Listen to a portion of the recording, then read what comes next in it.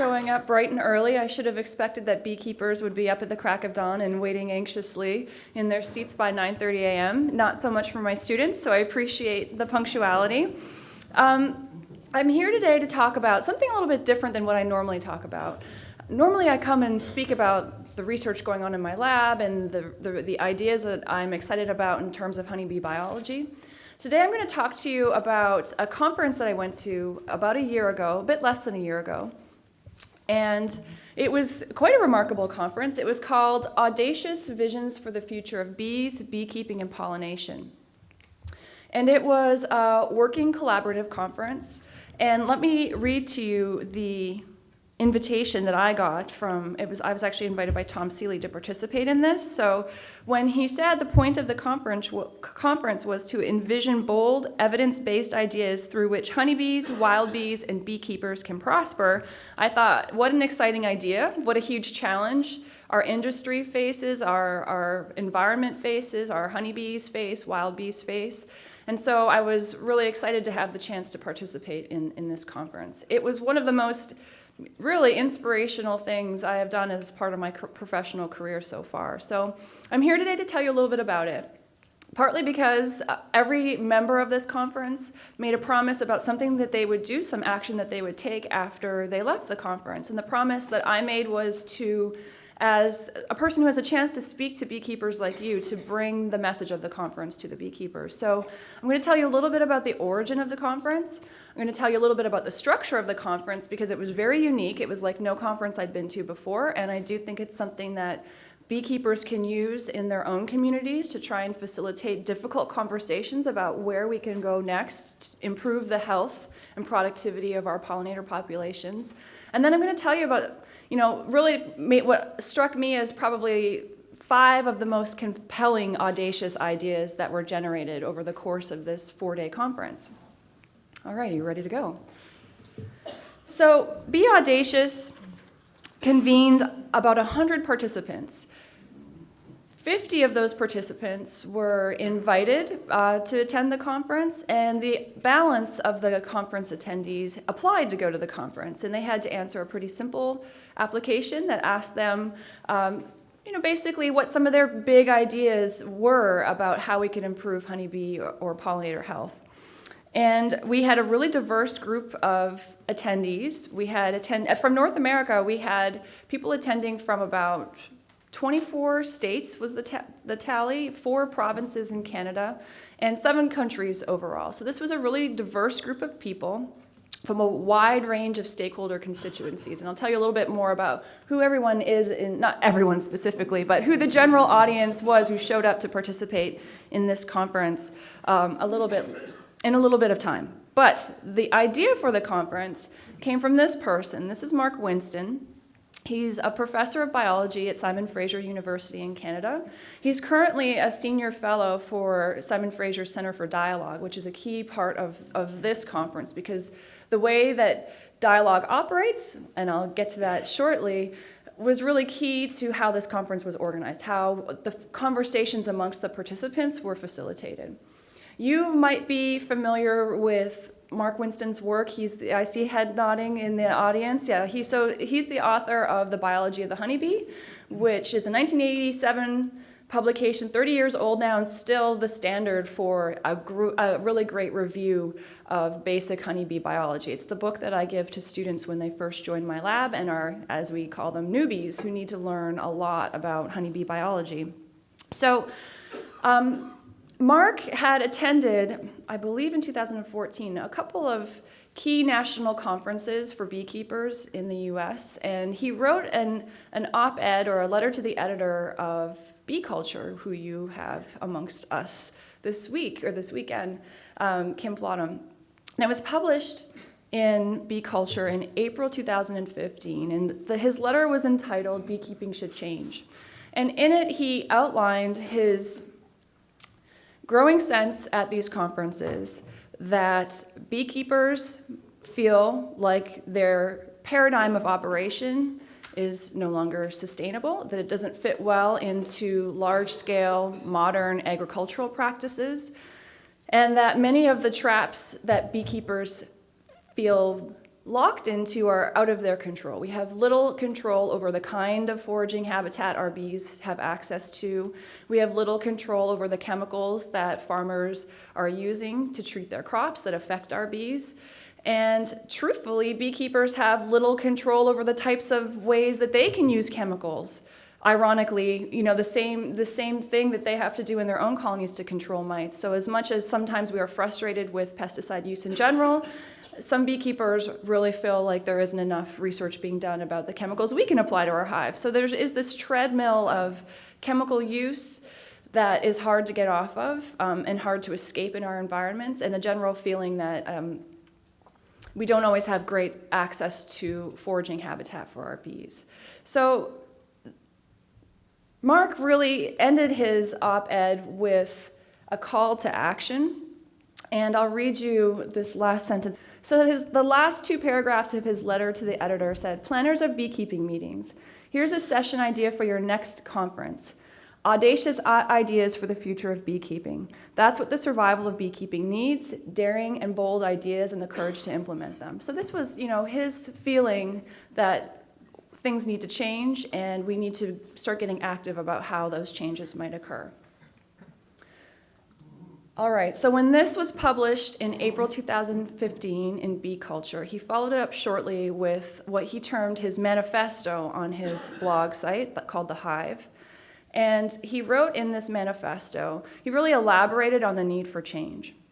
And he said one thing that is a key component of how this change can occur is if beekeepers start to view themselves very specifically in the nature of their role, what their role is with respect to honeybees. And he said, given the current serious issues facing bees, it's time to think of beekeepers need to think of themselves as stewards of managed and wild bees, so both kinds of bees, not just honeybees, promoters of healthy environments to support those bee populations. Key, we know, is managers of economically sustainable apiaries. So although to this point, the economics of beekeeping often drives decisions, especially in the US, where commercial beekeeping is a very large operation, providing pollination services is a very important source of income for beekeepers. He acknowledged that we need to make money oftentimes from our hives, but we need to do this in a sustainable manner. And he emphasized at the end that we really need to be paragons of collaboration and cooperation. That amongst the different types of beekeepers out there, sometimes we are at odds in how we view best practices for bees. Commercial operators can have different intentions or ways of operating than backyard beekeepers or hobbyists. So he called for us to, really come together and start changing the way we think about ourselves as beekeepers, and importantly, becoming more collaborative and cooperative with other types of beekeepers around us. All right, so that was his letter to the editor of Bee Culture and the publication of his manifesto. All of this happened in 2015.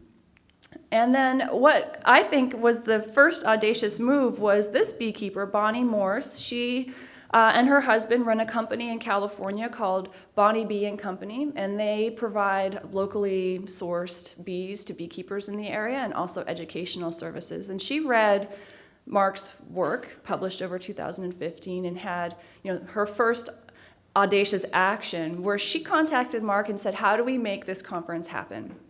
This audacious vision for the future of bees. How do we get everyone together and get it off the ground? And Mark said, I talked to Bonnie about this a couple of weeks ago, and she said, the first thing Mark said is you're going to need a lot of money, which is the number one hurdle. To get all of these people in the same room, you're going to have good support, good funding support.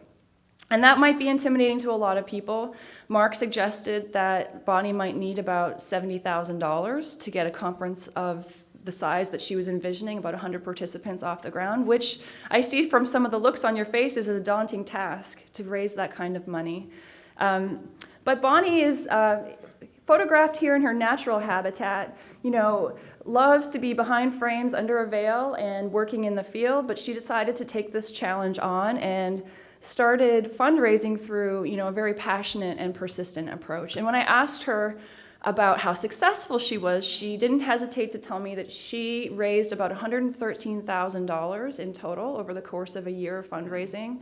That's about, I looked it up this morning, it's equivalent to about 86,000 pounds, if that puts it into context for you. And I asked her if this was really hard to do, and she said it was both hard and easy. That what was hard was sustaining her momentum over the course of the year and being creative about how to do this. So she reached out to her beekeeping community and asked them to reach out to their communities beyond bees in general, with the realization that there's a lot of goodwill out there right now to support honeybee health. And I'm sure you're aware, as beekeepers, of the challenges our bees face right now. But it's not just beekeepers who are aware of this. The general public is aware of it as well. One of the questions I get asked the most is, I hear there's something going on with the bees. Are they okay? What's happening? And so there is a general sense amongst the public that there is something of concern happening. They might not know all of the details, but they are aware that it's problematic and that it has something to say about the safety of our planet for us as well, too. So there is a lot of goodwill out there, and Bonnie said she tapped into that. And through reaching out to her own network of beekeepers and asking them to reach out to their personal networks too, she was able to raise this money, as well as some creative fundraising like t-shirts and using social media to get the message out there. This is Bonnie Morris's husband, Gary Morse, and they are co-owners of Bonnie Bee and Company. And Gary describes himself as Bonnie's right-hand man, and it certainly is true. I saw them in operation at the conference. They generated a lot of goodwill. For instance, this company here, Gordon and Betty Moore Foundation, contributed, I think, $30,000 or $40,000 on their own. And she said once they got a really big donor on board, other people started joining. The snowball was rolling down the hill at that point, and she was able to exceed the funding goal that Mark Winston thought they would need to get this conference going. So funding an Audacious conference does take passion and persistence, and it is possible. And I think leveraging the goodwill of the general public, these are organizations, some of which are directly associated with honeybee health, others are not, including some of the big donors. So being creative in fundraising, she said, was a big lesson for her. All right, and their passion for this persisted throughout the conference. Here they are in the midst of the conference, looking quite, pleased as punch with it. And I don't blame them. This was a really fun conference to attend, and there was a lot of great energy there. So at this point, what they did, Mark and Bonnie reached out to find more help, basically, in organizing the people who would attend the conference. And the first two people they reached out to were Tom Seeley, who I'm sure you're familiar with. He's here all week at the National Honey Show and will be speaking frequently and already has. And as well, Marla Spivak. Have you heard of Marla Spivak? Yes, all right. So she is a 2010 MacArthur Genius Award professor of honeybee biology at the University of Minnesota, creator of the hygienic bee line, so the Varroa-resistant line of bees, and that was what she won the MacArthur Genius Award for. And so between the four of them, they brainstormed about who else they can get on board to start drawing in a network of collaborators for this collaborative working conference. And that's how I heard about it next. So Marla, Tom, and Mark brainstormed a list of what they called thought leaders, which is a bit of a strange title, but I got the invitation to be a thought leader at this conference, and I thought, sure. Luckily, the more I thought about it, the more I thought, wow, if I'm supposed to lead everyone in coming up with audacious visions for rescuing the beekeeping world, that's a really intimidating job title. And thankfully, that's not what we really had to do in the end. Our job was to be there to facilitate really open dialogue and conversations about what other people thought we could do to help secure the future of our bees. But in total, we had 10 thought leaders, and they were a great mix of people. We had researchers, we had commercial beekeepers, we had people from North America, we had 2 thought leaders from the UK, Francis Ratnicks from the University of Sussex, or Sussex University, and Stephen Martin from the University of Salford. So we had good representation from both sides of the Atlantic. We had good representation from both the research side and the beekeeping side. And a fun group of very dedicated people who were willing to partake in this adventure. And like I said, our job was to actively facilitate dialogue to develop these bold, feasible, evidence-based solutions for the future health of bees and the people who work with them. All right, and I'll point out here we have, it's really hard to see who everybody is of course, in this picture, but we have our 10 scattered thought leaders throughout the group. Everybody else was a mix of a whole bunch of different kinds of people. We had hobbyist beekeepers, we had commercial operators, both of which had very passionate feelings about what could help bees, sometimes in apparent conflict with each other, but clearly passionate about the future of the honeybees that we all love. We had people there who were deeply concerned about wild bees. We had state and provincial bee inspectors. We had extension specialists. We had researchers. We had a really broad array of people who are associated with honeybees and honeybee health, and bee health, and pollinator health. We had a lot of nonprofit leaders there as well, people from things like the Xerces Society, which promotes the conservation of invertebrates generally. That includes our pollinators. We had a pollinator partnership in the US, Project Apis M, lots of groups that specifically care about honeybees, but also extend their reach to thinking about the health of pollinators in general. All right, so the format of this conference was really unique. And it was based on the principles of dialogue that have been practiced at the Center for Dialogue at Simon Fraser University for some time. And one of the great quotes, I think, about what dialogue is that is a conversation with a center, literally represented by this circular room that they use at Simon Fraser to facilitate some of these conferences. It's a conversation with a center rather than a debate with sides. So the idea is to bring in people to a discussion. Everyone considers their opinions to be equal to the opinions of others in the group, and then to generate through mutual conversation new, bold ideas rooted in reality that are about controversial ideas like urban sustainability, climate change, all of these things. And I think we can place the future of our bees in that category as well. This is a controversial topic. And on top of this layer of approaching it through dialogue was also the idea that we needed to apply some of the wisdom of the bees to the conversation as well. And so another founding principle for how this conference operated was based on Tom Seeley's Harvard Business Review article to the business community about the 5 habits of highly effective hives. And this taps into what we know about how swarms operate effectively to come to good decisions. So some of these principles are recognition from the outset that everyone in the room or in the hive should have mutual respect for their shared goal. And whether or not you realize it, we're all in this to try and improve the health of bees together, even if our reasons for doing so might be different on the surface. That overall, we have an overarching goal for improving honeybee health. So acknowledging that mutual shared interest. And in a hive, that would be finding a good place, or in a swarm, that would be finding a good place to live. So in a debate within a swarm over where that swarm should move to live next, they explore many solutions to that problem. A lot of different options are on the table and should be vigorously debated before any of them are rejected. That is how the bees do it when they're house hunting.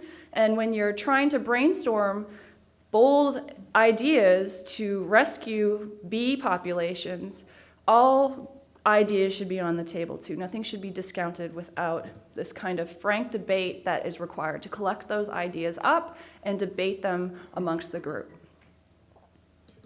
And a really important part of this is that in a honeybee swarm, as they house hunt, there is no lead bee. There is no bee that has the more weight in the decision about how to proceed. Everybody's got an equal voice and can be part of this open and frank debate where many solutions are brought to the table. So you have to, in the business world, and this was a very important point that was emphasized in our dialogue at Be Audacious, there was no leader, and there was no leader who could overarchingly influence the nature of the conversation that we were having.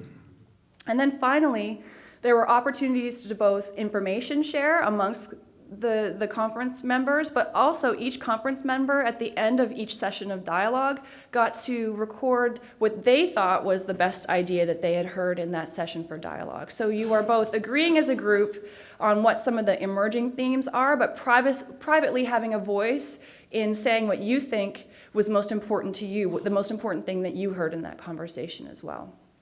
All right, so with these rules in place and this understanding of how the conference would operate, we all went to a pretty isolated part of California.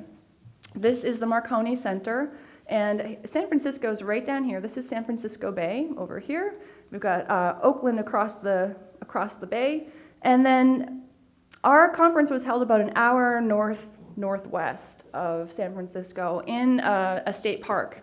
And it was a beautiful location. It was kind of an interesting location. It was formerly owned by Marconi, who is an Italian, basically he's an inventor who discovered and developed the idea of radio, long-distance radio communication. He won a Nobel Prize for it in 1909. And the Marconi Center used to be a station for staff who operated a trans-Pacific long-distance radio station. And eventually, this property was given to the state of California, and it became part of their historical part of this particular state park. So that being said, it's a beautiful setting. It's designed to hold conference participants. We all eat together. We share not a big dorm room, but lots of little dorms that are in common contact with each other. And importantly, it's somewhat isolated and the internet connection was terrible. So if you got up at 3 o'clock in the morning, you could check your email pretty quick, but shortly thereafter it started to get very slow, and then people gave up by breakfast. So it was nice. It meant that we spent a lot of time talking together, walking around the property between buildings together, eating meals together, and staying off of our devices and actually engaging with each other for the entire length of the conference. It was a really unique setting in that sense too. All right, so the conference itself, the first day of the conference, the thought leaders got together and learned exactly how to do this daunting task of facilitating open conversation amongst smaller groups. And then we had a great reception where we got to meet all of the 100 participants and sort of mingle for the night. And then we had 2 intense days of breakout dialogue sessions combined with coming back together as a group to talk about the big ideas generated in our breakout sessions. And then we ended on the 4th day with a panel discussion where the thought leaders presented some of the big ideas that were coming out and being repeated often within the conference. And I'll tell you about what some of those are towards the end of the talk. So before we get onto that, let me just tell you some of the details about how the conference was structured on a daily basis, because I do think if you want to replicate this style amongst your own constituencies, it's important to know how it actually works. The rules were important for making sure we got this job done.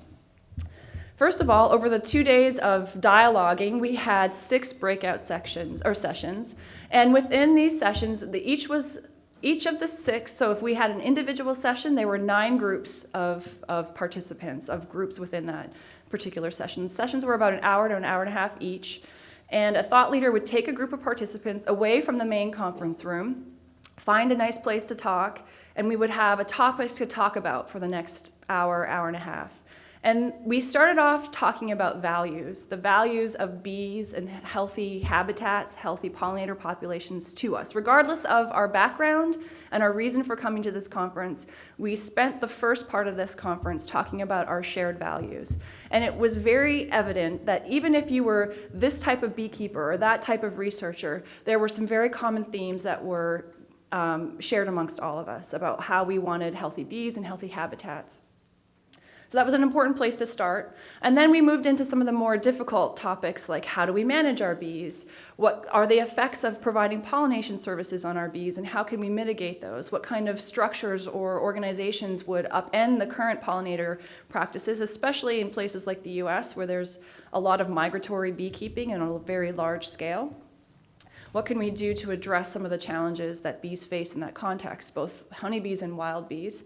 We also talked about the organizational landscape, how beekeepers nationally, globally, regionally, how we're organized, and whether or not that hurts or helps us. And then we had 2 open sessions where the topics were there was a list basically of 9 topics, and participants could choose which of the breakout sessions they wanted to attend. The first ones were determined by the thought leaders, and the last breakout session was basically determined by suggestions from the participants towards the end of the conference. So we kept going away in small groups, having extended conversations that were facilitated by the thought leaders with the idea of moving the conversation forward and not getting stuck in debates or personal opinions, but always moving towards ideas, identifying the challenges and moving towards ideas. And the feasible way to overcome them. And it was important that we kept the conversation as thought leaders, we kept the conversation moving, and we kept it equitable. If we had somebody in the room who didn't like to talk a lot or liked to talk a lot, it was our job to make sure everyone got heard, which was, as a manager of a classroom, I do that every day at work, and so it was still a challenge because we know the passion that beekeepers and other stakeholders can bring to a conversation like this. So it was our job to keep everything equitable and moving forward all the time. And then what we would do is at the end of these breakout sessions, we as a group would decide on the one idea that we felt was a really strong one to bring back in a short report to the larger community, all of 100 participants. But then privately, before we left the room, just like Tom's last rule for the 5 habits of successful honeybees or successful hives, we would privately on a note card write what we thought the best idea was that had emerged from the conference. So if it wasn't necessarily what was being reported to the group, we could still have a say. And then all of these note cards were assembled by members of the Center of Dialogue that Mark had brought with him to the conference.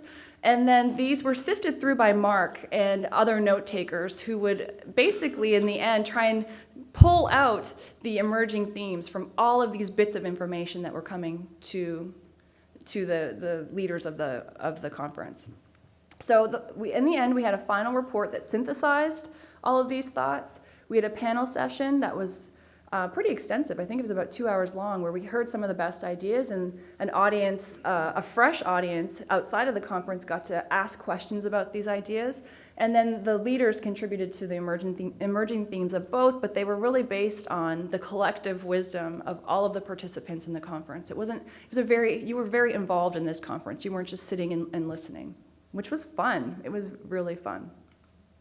And this is what it looked like. Tom is leading one of his breakout sessions here. We've got Neil Williams from the University of California at Davis. He's a wild bee specialist leading a conversation over here. So we'd have these small groups and come back together repeatedly. And part of it was having to move around the venue and meeting people to talk with about what you had just, there was so much chatter all the time because everyone was really excited about the ideas that they were hearing about.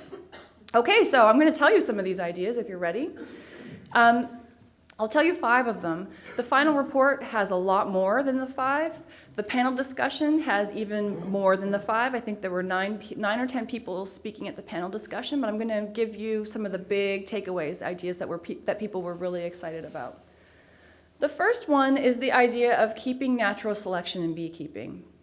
So this is asking for an emphasis on the traits that bees have that help them to survive in their environment, rather than humans applying tools to bring them along, like medications or chemicals, or managing them in ways that is really counter to their natural tendencies.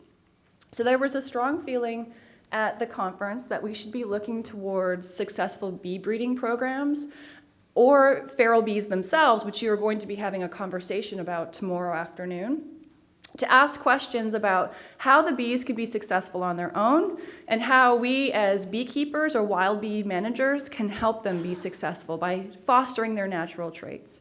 So some of these have to do with really thinking about which elements of their natural biology help them to resist disease, help them to overcome the chemical environmental challenges that they face in their environments.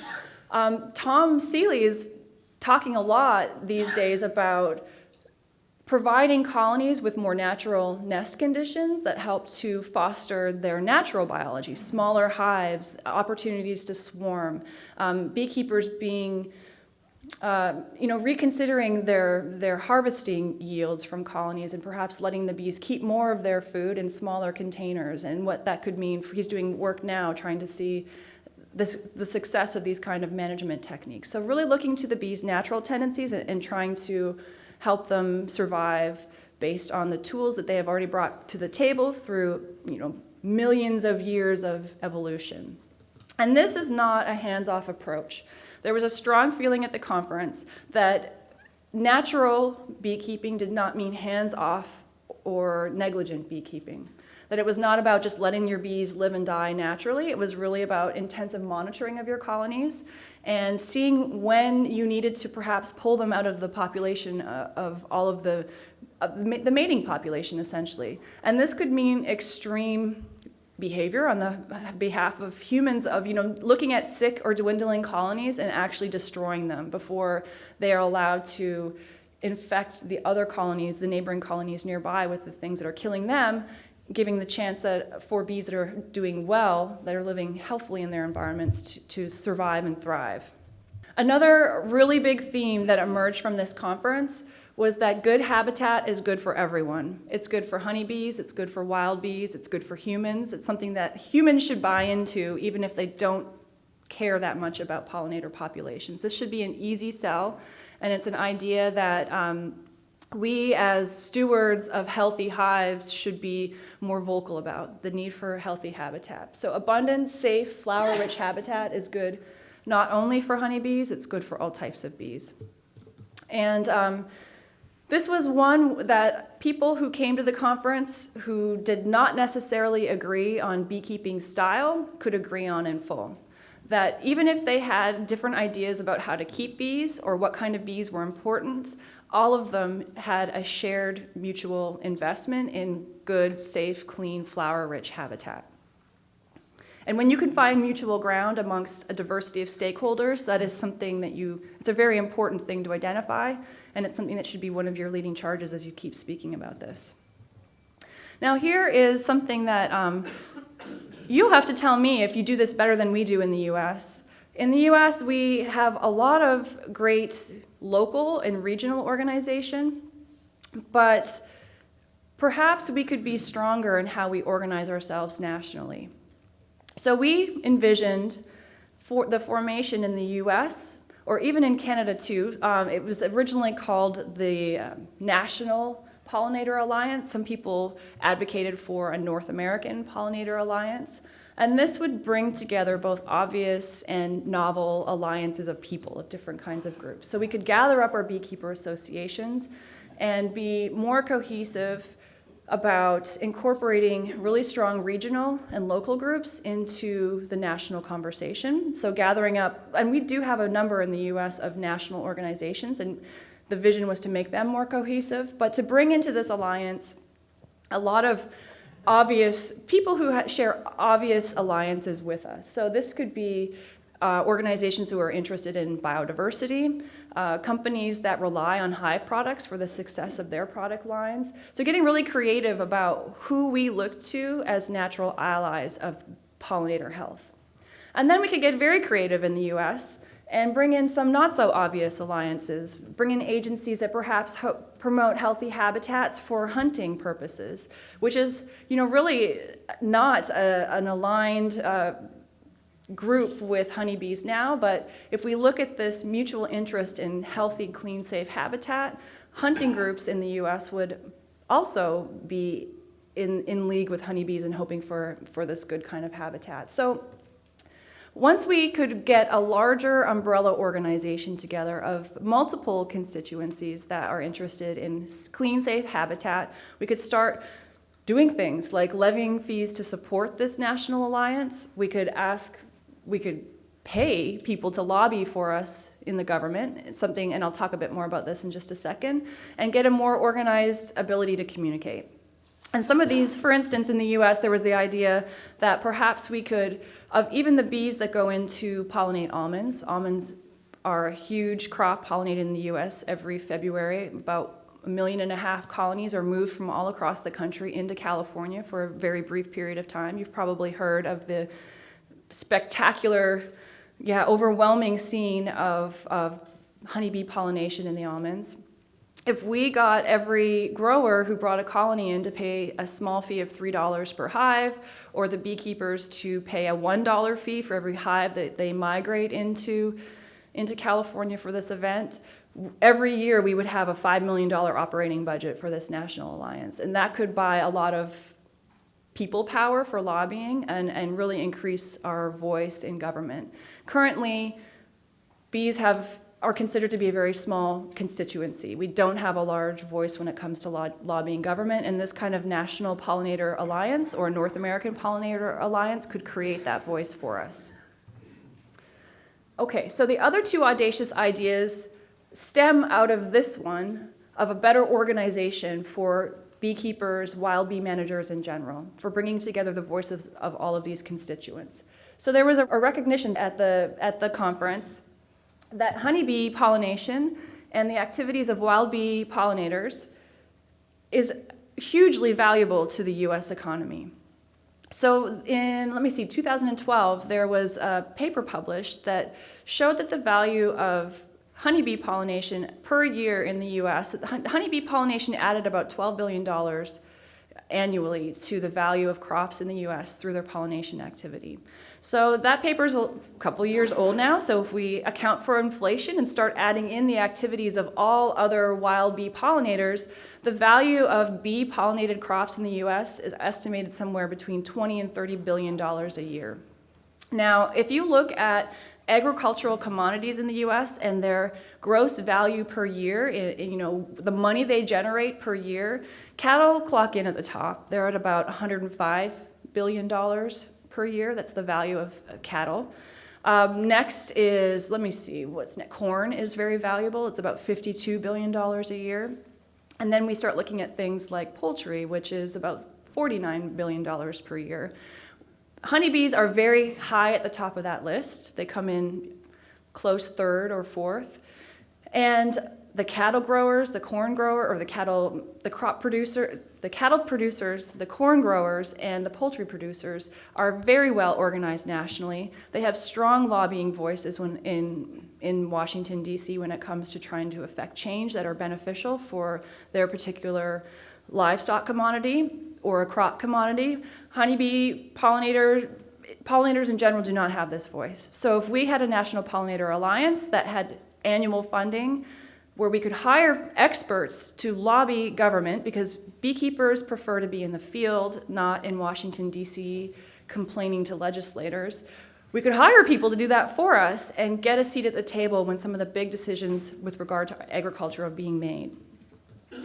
So one of the big opportunities, at least in the US, to do this is when the Farm Bill is renegotiated. And this happens on not quite a regular schedule, but usually with every new president, we get an opportunity to reevaluate the Farm Bill. So I am not an expert in the Farm Bill, but that is the whole point. Beekeepers, wild bee managers, other people with a stake in healthy habitats rarely are experts in the Farm Bill. One of the great examples that a beekeeper from North Dakota brought up, Bill Klett, he actually knew a lot about the Farm Bill. And he said that there's a program in the Farm Bill that is called the Conservation Reserve Program. And it is a program where farmers who have marginal lands that don't grow crops well can take these crops out of production, or can take these lands out of production, let them go fallow, and the government will subsidize their letting those lands go fallow. And what I heard on my ride here from the airport is that in the UK there are similar programs where marginal lands going fallow can earn the owners of those lands some money. So if we look at the number of acres in the US that are invested in this program, this is some data from the US Department of Agriculture right here for Conservation Reserve Program enrollment in 2016, and each of these dots is 1,000 acres across the US for a total of almost 24 million acres within this program. So these are lands that can be more than just going fallow. They could be specifically targeted for restoration of pollinator-friendly habitat. which solves some of the other problems that we thought about, or some of the common shared interests that we were thinking about.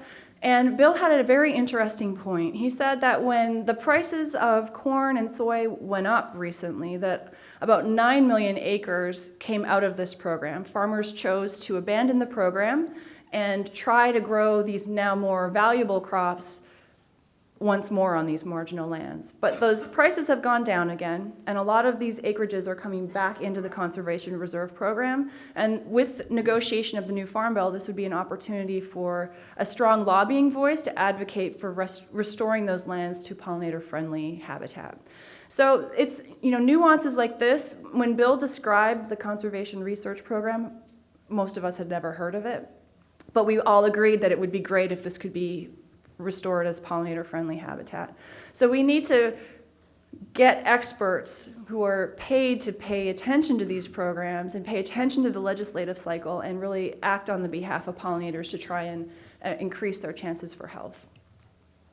And then finally, I'll end with our fifth idea, which I think would be a great idea. It relies, though, on a lot of these other audacious ideas coming to fruition. This was an idea that in the final panel discussion Marla Spivak presented, and it was a topic that came up a lot at Be Audacious during our dialogue sessions. And this was the idea of having a nationally supportive team of experts who could really work regionally and locally with people who were trying to manage the health of their pollinators, whether they were honeybees or wild bees. And we envisioned this team of experts being called the Bee Corps, much like the Peace Corps. And their activities could be supported by the annual funding that something like the National Pollinator Alliance would create and to support both lobbying activity and educational activities. So the money should come from somewhere on an annual basis, whether it's coming from the Alliance itself, or if we get a good lobbyist or a set of lobbyists, it could be even something that, wouldn't it be wonderful if it was nationally funded, federally funded? And this Bee Corps, a big idea was that there should be respect for the diversity of ways that people like to keep bees and the diversity of ways they keep bees across a really the broad geographic area that the constituents would belong to within North America or within the US. All right, so I personally learned a lot of things from this conference, aside from just talking to people who care passionately about pollinators, but had different expertise from me.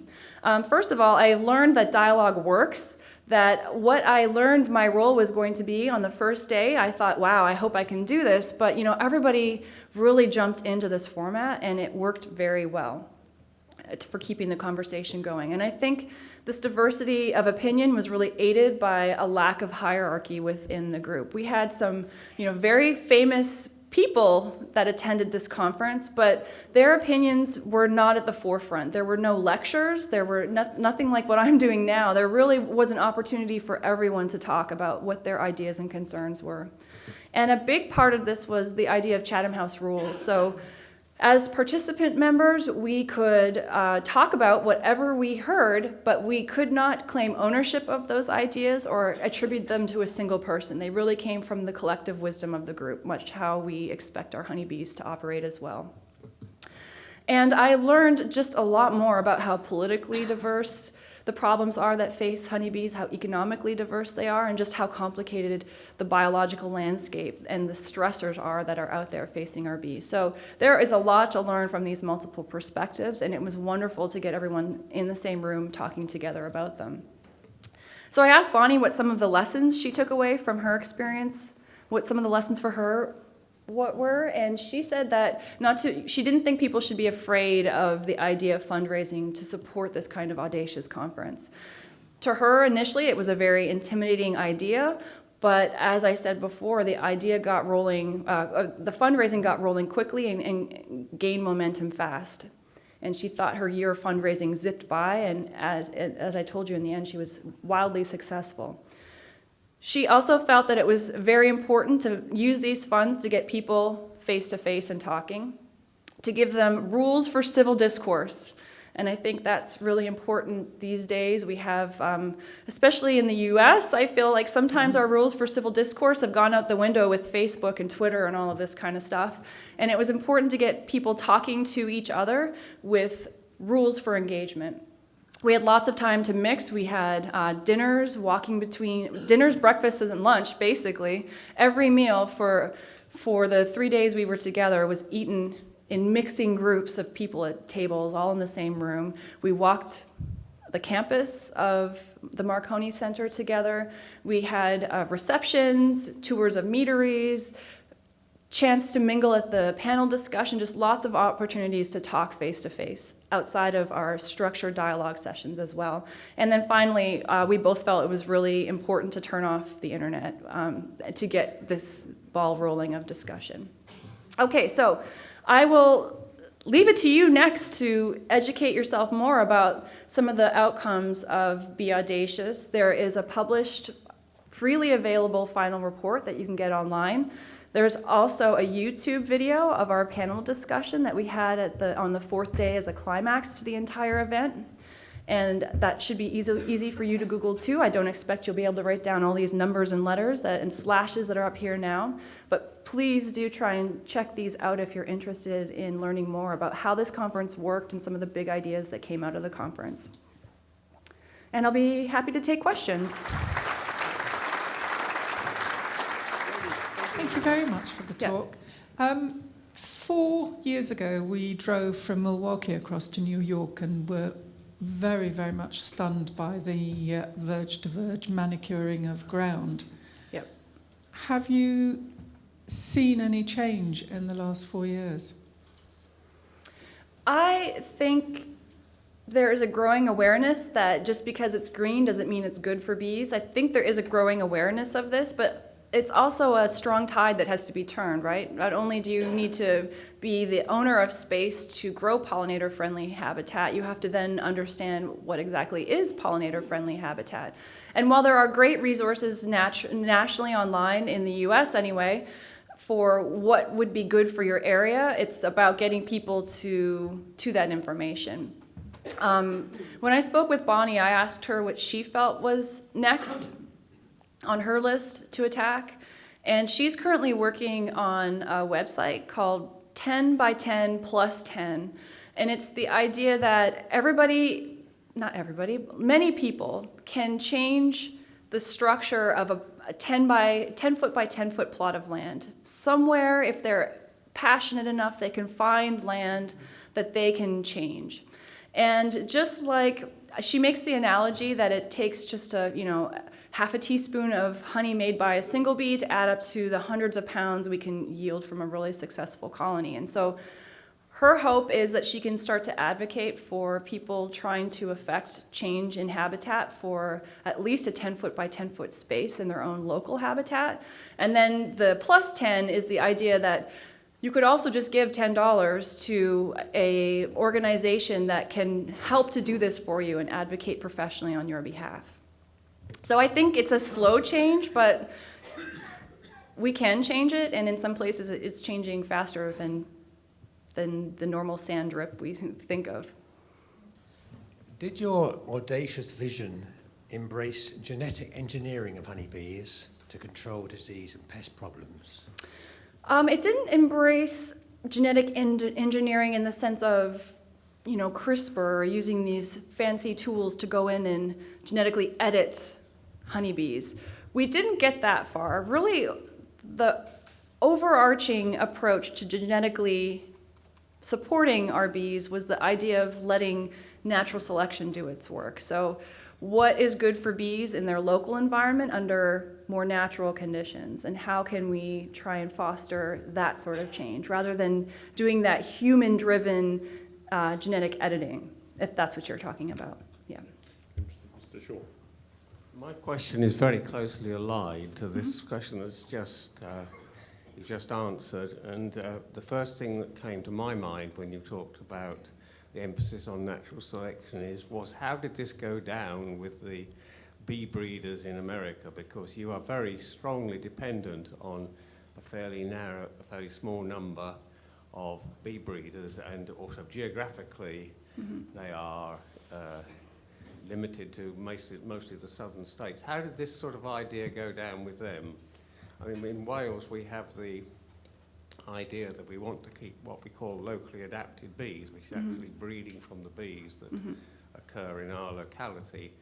And part of this work is assisted by making use of swarms from feral colonies, swarms from colonies which we have reasonable evidence have existed in the wild for a number of years. And most of the bees that we keep have their origins in swarms from feral colonies, which are locally adapted bees. Having survived in the wild, they presumably have something going for them in the way of adaptation.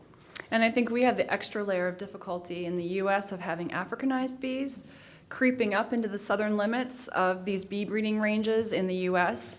So that's a difficult conversation to have. And I mentioned Bill Klett, who was a commercial beekeeper who was one of the thought leaders of this group. He's also a queen producer working in Texas for part of the year. So there are no easy answers here. And we also had commercial operators who were at the conference and were skeptical about some of the ideas that they were hearing and realized that some of these changes would not be sustainable in their operations given how they're currently being run. So I can't give you an easy answer to that.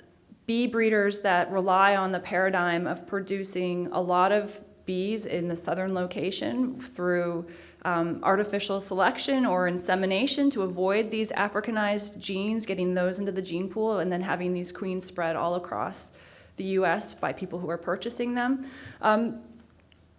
I think that's a more specific conversation that still has to happen and be worked through, really. I don't have an easy answer for that one. It is a challenge. Okay, next question. The little man over there with the braces on. Never seen him before in my life. I see great conflict because there's a conference looking to make things better for pollinators, yet we've got plant breeders breeding plants to be more wind pollinated to sort of cut the insect element out. Was that discussed? So do you mean crops that are wind pollinated? Yeah. Yeah, so not necessarily. I think when people were speaking about habitat, they were talking about the marginal lands around crops. There is the problem of how do we address taking land out of production and turning it into something that is pollinator friendly. Something like the Conservation Reserve Program could be something like that helps to take these marginal lands. But the conversation was really about non-crop environments or the strips of land around these crops or parts of cropland that could be taken out of production and used for returning to pollinator-friendly habitat. I think I would leave it at that. We did not have people like corn growers or something like that at the conference. And so I don't want to give the impression that this was the only conference that can happen like this. This is a way to approach some of these difficult questions going forward, like having these kinds of dialogue sessions among bee breeders or bringing people like corn growers into the conversation and trying through this dialogue to establish what are some of the things that are mutually beneficial to everyone and how can you proceed based on those mutually shared interests. But those conversations didn't happen at this conference necessarily. I think it would be something to happen in the future. But I think learning about how these conversations could be managed in a way that takes some of the heat and the controversy out of them and lets people have open and equitable conversations is a really important part of the process. Your conference was very Anglophone, and I'm wondering what the pros and cons were of keeping it entirely in one language with the omission of large beekeeping countries in Eastern Europe and Russia seemingly excluded. Well, we did have, let me think, we had somebody from Germany, we had some people from South America. I agree with you. I think this is just a starting point. And I think we really brought together people primarily from North America, from Canada and the US, excluding Mexico, of course. But this conversation just has to keep expanding, and I don't think it is good to stop at just only one Be Audacious conference or conversation of this type. I'm not here to say that we did it, and now here's what we say we should all do next. I think we have to start working really nationally, getting global about thinking about how to band together the voices of people who care about pollinators and showing the power of our ideas and the strength, not only the economic value of what we want, but also the biological value as well.